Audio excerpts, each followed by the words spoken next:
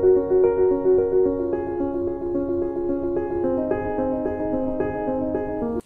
बच्चों, आप सबको हिंदी कक्षा में सुस्वागत। मैं आपकी हिंदी शिक्षक की नसीमा। हाँ बच्चों, हम तो पहले की वीडियो में क्या सीखे थे? वर्णमाला के बारे में सीखे थे ना।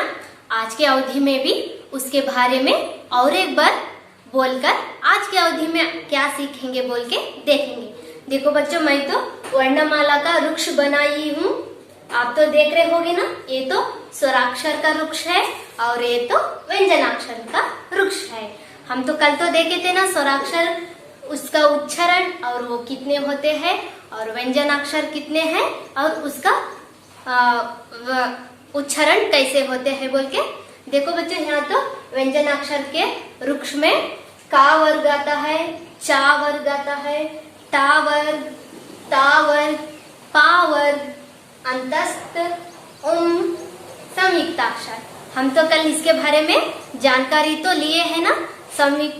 पूरा वर्णमाला का वृक्ष बनाई हूँ। आप भी इसी तरह से वर्णमाला का वृक्ष बनाकर मुझे भेजना है। अब चलो आज की अवधि में क्या सीखेंगे बोल के देखेंगे। हाँ बच्चों, देखो अब आने वाले 3वीं कक्षा में हम तो संयुक्ताक्षर के बारे में जानकारी लेना है, संयुक्त व्यंजन के बारे में जानकारी लेना है और द्वित्व व्यंजन के बारे में जानकारी लेना है। देखो बच्चों, अब तो मैं इन तीनों के बारे में भी थोड़ा सा इंफॉर्मेशन देती हूँ। देखो बच्चों, संयुक्ताक्षर का अंग्रेजी अर्थ होता है कि जॉइंट लेटर्स। क्या होता है? जॉइंट लेटर्स बोल के अंग्रेजी में कहते हैं। संयुक्ताक्षर को अंग्रेजी में जॉइंट लेटर कहते हैं और इसका अर्थ होता है कि देखो इस शब्द में ही उसका अर्थ है। आप तो ख्याल से देखो, इस शब्द में इसका अर्थ होता है संयुक्त का अर्थ होता है कि कंबाइंड, जोड़ना, अक्षरों का जोड़ना को हम संयुक्ताक्षर कहते हैं। क्या होता है? संयुक्ताक्षर को अक्षरों का जोड़ना, यानी अलग अलग अक्षरों को जोड़कर लिखने वाले शब्दों को हम संयुक्ताक्षर कहते हैं, जॉइंट लेटर्स बोल के। हम अब देखेंगे वो कैसे होते हैं, संयुक्ताक्षर के शब्द कैसे होते हैं बोल के मैं अब बताती हूँ। देखो एक एग्जांपल लेती हूँ, मच्छर।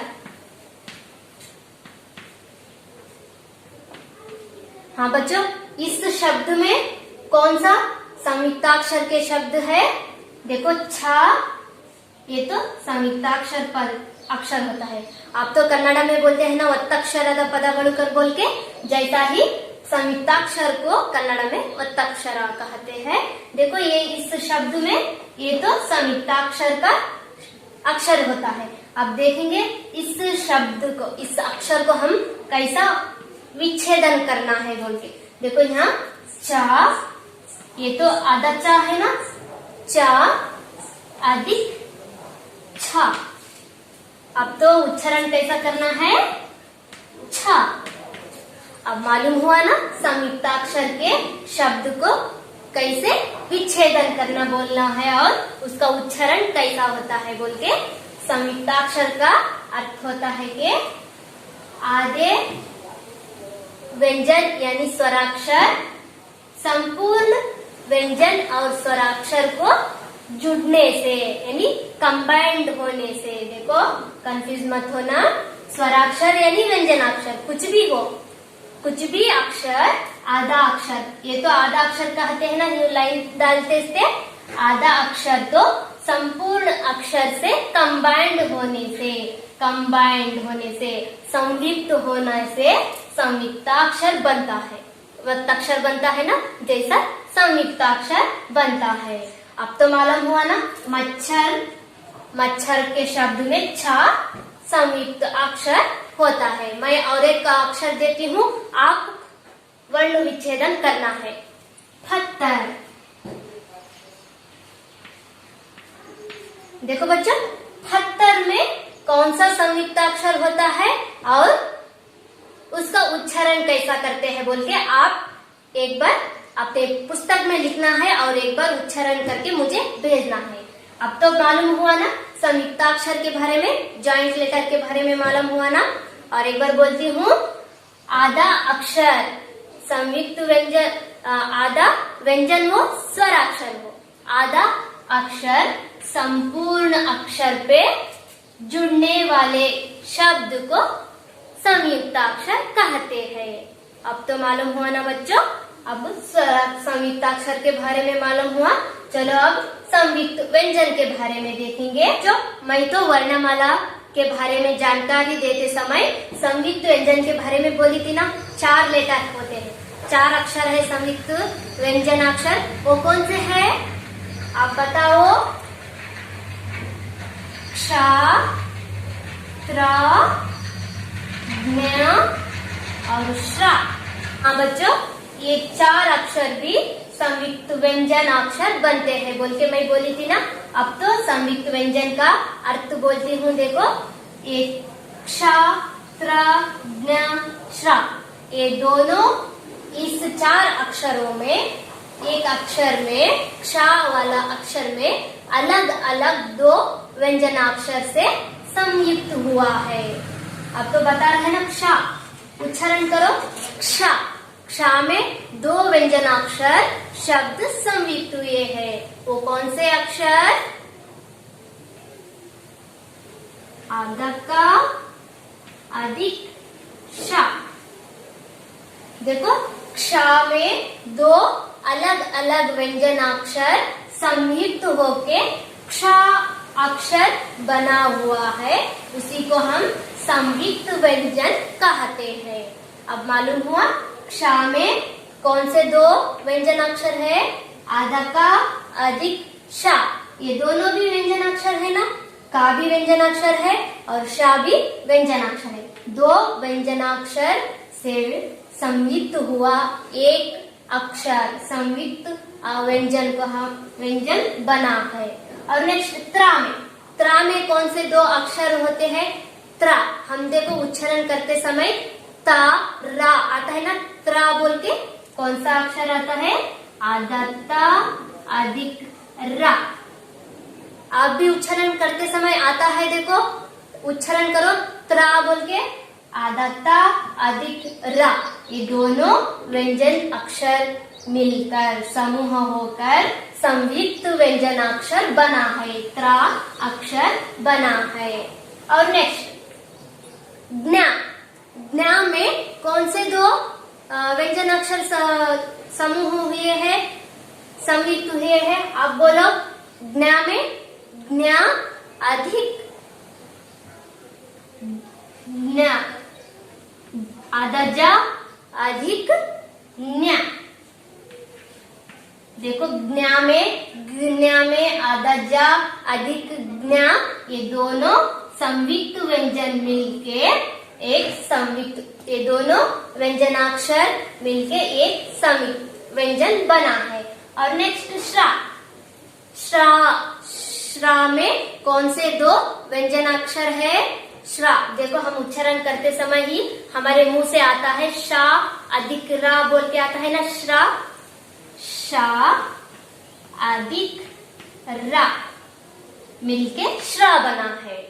अब तो मालूम हुआ ना बच्चों, अलग अलग व्यंजन संयुक्त होकर एक संयुक्त व्यंजन बनता है। वो तो ये 4 संयुक्त व्यंजन बने हैं, क्ष, त्र, ज्ञ, श्रा।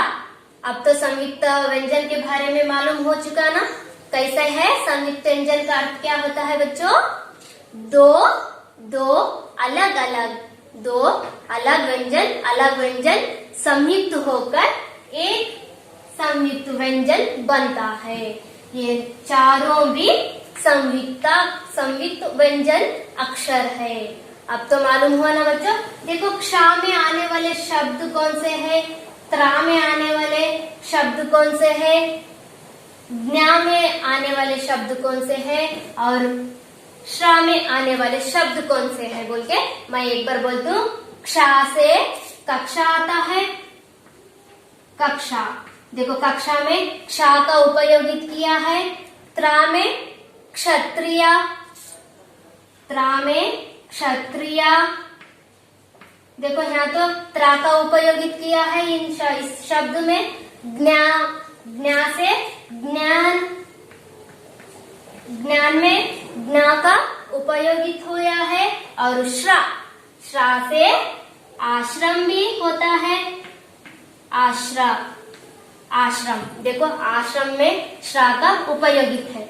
देखो बच्चों, इसी तरह के शब्दों को यानी संयुक्त व्यंजन के शब्दों को आप भी इसमें दो, क्षा में 2 शब्द, त्रा में 2 शब्द, ज्ञा में 2 शब्द और श्रा में 2 शब्द आप ही लिखना है।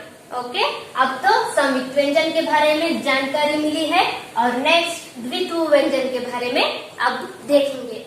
देखो बच्चों, द्वित्व व्यंजन का अर्थ होता है कि एक ही वर्ड 2 बार लगाकर हम लिखते हैं ना, उसी को हम द्वित्व व्यंजन कहते हैं। एक ही वर्ड 2 बार आने वाले को द्वित्व व्यंजन कहते हैं। अब देखेंगे वो कैसे रहते हैं, कैसे होते हैं द्वित्व व्यंजन के शब्द देखेंगे। मैं एक एग्जांपल देती हूँ। देखो, बच्चा, बच्चा, देखो इसमें चा 2 अक्षर यानी 2 वर्ड एक ही है, सेम, ड्यूअल, दोनों भी सेम अक्षर, सेम वर्ण। इसमें बच्चा में चा 2 भी बच्चा, चा, ये दोनों मिलाकर हम तो उच्चारण चा कहते हैं ना। देखो ये तो एक ही वर्ण 2 बार आने वाले, एक ही वर्ड 2 बार लगाकर शब्द बनता है ना, उसी को हम द्वित्व व्यंजन कहते हैं, ड्यूअल कॉन्सोनेंट। और नेक्स्ट बच्चा, सच्चा, मक्खा और नेक्स्ट मक्खा। देखो मक्खा में ये दोनों भी खा सेम अक्षर होते हैं, सेम वर्ण।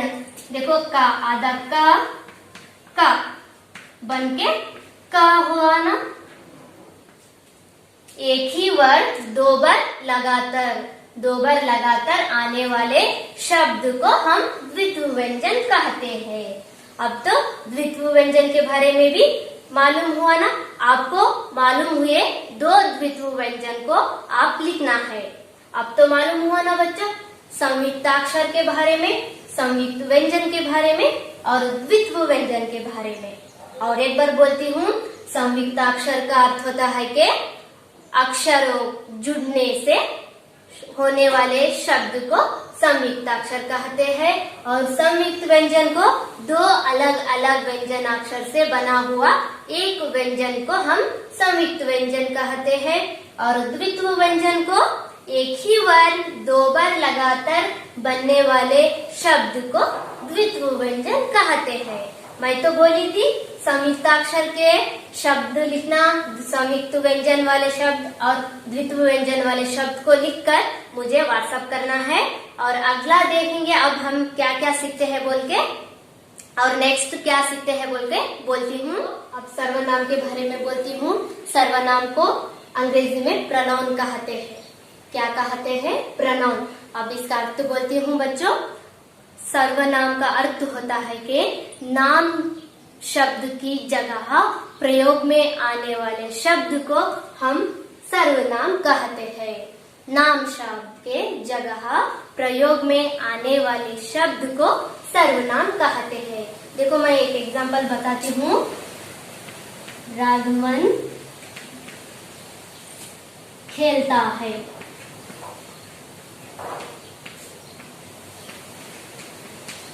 हाँ देखो बच्चों, यहाँ पे नाम शब्द उपयोगित है ना, राघवन खेलता है। इसमें कौन सा नाम उपयोग है? राघवन। राघवन एक नाम है ना।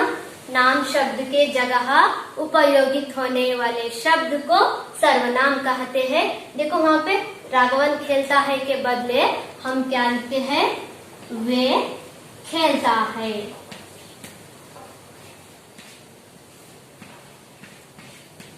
वे खेलता है। देखो नाम शब्द की जगह प्रयोग होने वाले शब्द को हम सर्वनाम कहते हैं। देखो यहाँ पे नाम शब्द की जगह हम वे शब्द उपयोग किया है ना, जैसा इस ऐसे आने वाले शब्द को हम सर्वनाम कहते हैं। हम इसके बारे में आने वाले अगली कक्षा में हम पूरा डिटेल होके मैं आपको समझाती हूँ। अब बस इतना ही, सर्वनाम के बारे में इतना ही जानकारी बस। और नेक्स्ट देखेंगे क्रिया शब्द। क्रिया शब्द का अर्थ होता है कि काम करना, यानी काम करना या होने वाले शब्द को हम क्रिया शब्द कहते हैं। देखो वहाँ पे काम चल रहा है यानी काम हो रहा है, उस शब्द को बताने वाले शब्द को हम क्रिया शब्द कहते हैं। अब एक एग्जाम्पल देखेंगे। मैं खाना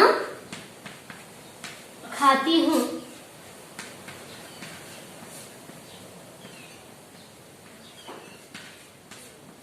देखो बच्चों, ये इस वाक्य में काम चल रहा है। कौन सा काम चल रहा है? खाने का काम चल रहा है। खाना एक काम है, वो तो इस बताने वाले शब्द को हम क्रिया शब्द कहते हैं। जो काम चल रहा है या हो रहा है उसको बताने वाले शब्द को हम क्रिया शब्द कहते हैं। और नेक्स्ट विलोम शब्द, अपोजिट वर्ड कहते हैं। विलोम शब्द को अंग्रेजी में अपोजिट वर्ड कहते हैं।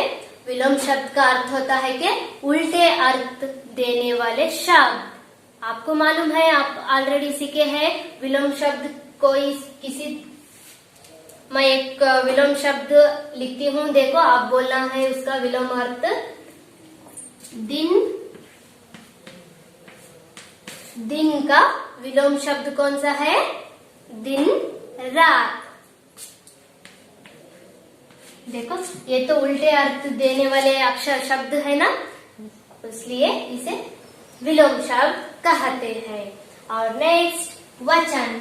वचन का अंग्रेजी अर्थ नंबर होता है। नंबर का मतलब काउंटिंग नहीं है, ये तो व्याकरणांश का नंबर होता है। और वचन हिंदी में वचन कहते हैं। वचन का अर्थ प्रॉमिस नहीं है, ये तो व्याकरणांश का वचन होता है। देखो बच्चों, वचन में दो भेद है, एक वचन और बहुवचन। अंग्रेजी में सिंगुलर और प्लूरल कहते हैं ना, जैसा ही वचन हिंदी में एक वचन बहुवचन कहते हैं। मैं एक एग्जांपल बोलती हूँ। एक वचन में कुत्ता, एक संख्या बताने वाले को एक वचन कहते हैं। देखो कुत्ता एक रहता है ना, सिंगल रहा तो कुत्ता कहते हैं। ज्यादा, एक से अनेक रहने वाले को हम बहुवचन कहते हैं। बहुवचन रूप कौन सा है? कुत्ते। देखो ये तो सिंगल नंबर पे रहता है, एक रहा तो कुत्ता कहना है। एक से अधिक रहने से, ज्यादा, 1 to many रहा तो कुत्ते कहते हैं। अब तो वचन के बारे में मालूम हुआ ना। अब नेक्स्ट समानार्थी शब्द। समानार्थी शब्द भी आप ऑलरेडी सीखे हैं। समानार्थी का अर्थ क्या होता है? समान अर्थ बताने वाले शब्द को समानार्थी शब्द कहते हैं। फॉर एग्जाम्पल सुबह। सुबह का समानार्थी शब्द क्या होता है? सुबह को हम अंग्रेजी में मॉर्निंग कहते हैं। इसका समानार्थी क्या होता है? प्रहता। प्रहता कहते हैं ना, प्रहता को भी अंग्रेजी में मॉर्निंग कहते हैं। दोनों शब्दों का समान अर्थ बताने वाले शब्द को समानार्थी शब्द कहते हैं। और नेक्स्ट लास्ट पे लिंग, जेंडर।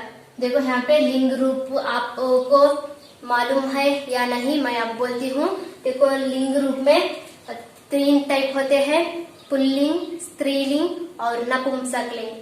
कन्नड़ में सीखे होगे ना, स्त्रीलिंग, पुल्लिंग और नपुंसकलिंग बोल के। जैसा ही हिंदी में भी 3 लिंग होते हैं। मैं एक एग्जांपल देती हूँ। देखो फॉर एग्जांपल अम्मा। अम्मा तो स्त्रीलिंग होता है ना, स्त्रीलिंग से पुल्लिंग को हम कैसा कन्वर्ट करते हैं? अम्मा और अप्पा। अम्मा का लिंग रूप कौन सा है? अप्पा। ये तो लिंग रूप चेंज करने का हम तो आने वाले 3वीं कक्षा में इससे ज्यादा इंफॉर्मेशन वहाँ पे देती हूँ। अब तो सीखे होगे ना बच्चों, सर्वनाम, क्रिया शब्द, विलोम शब्द, वचन, समानार्थी शब्द और लिंग रूप के बारे में जानकारी दी हूँ। आशा करती हूँ आप सब संयुक्ताक्षर, संयुक्त व्यंजन, द्वित्व व्यंजन, सर्वनाम, क्रिया शब्द, विलोम शब्द, वचन, समानार्थी शब्द, लिंग रूप इसके बारे में पूरा सीखे हैं बोल के आशा करती हूँ। हम सब अगली वीडियो में इससे ज्यादा हम इंफॉर्मेशन सीखेंगे और मैं सिखाती हूँ। हम सब अगली वीडियो में मुलाकात हुएंगे। ये वीडियो देखने के लिए आप सबको धन्यवाद। बाय।